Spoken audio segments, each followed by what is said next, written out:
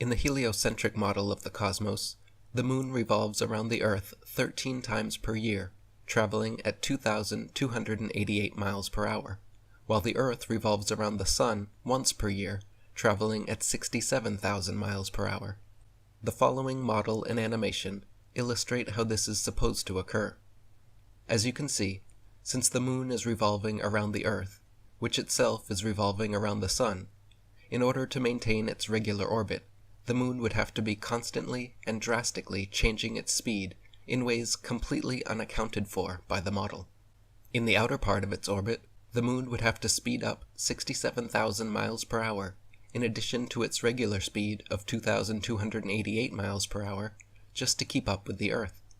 So the Moon would then be traveling at 69,288 miles per hour when it reached the front of the Earth. At this point, since the Moon is allegedly 240,000 miles away from the Earth would catch up in just 4 hours, so the Moon must continue traveling 67,000 miles per hour along Earth's trajectory, while simultaneously continuing its now perpendicular 2,288 mile per hour second trajectory.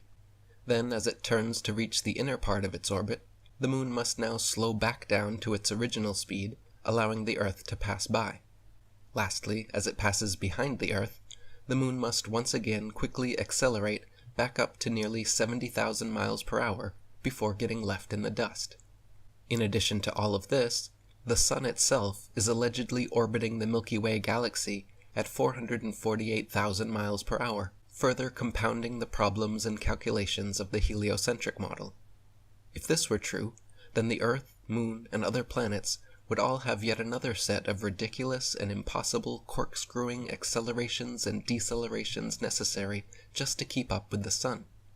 And for the cherry on top,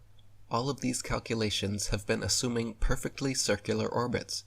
but the actual heliocentric model claims that the Moon's orbit around the Earth's orbit around the Sun, and the Sun's orbit around the Milky Way are all elliptical, not circular, meaning there would be even more additional accelerations and decelerations to calculate depending where each one is along its elliptical path. These constant and drastic accelerations and decelerations necessitated by the heliocentric model are rarely, if ever, mentioned by globe believers, because they have always been taught that the reason we do not feel or experience any of this supposed motion is because we always travel at a constant velocity.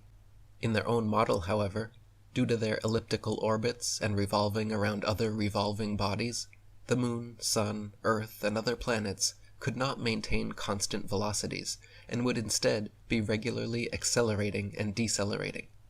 Yet, meanwhile, you can stack a house of cards, make a rock cairn, or play a game of Jenga, all without any of this motion, acceleration, and deceleration ever being felt or experienced.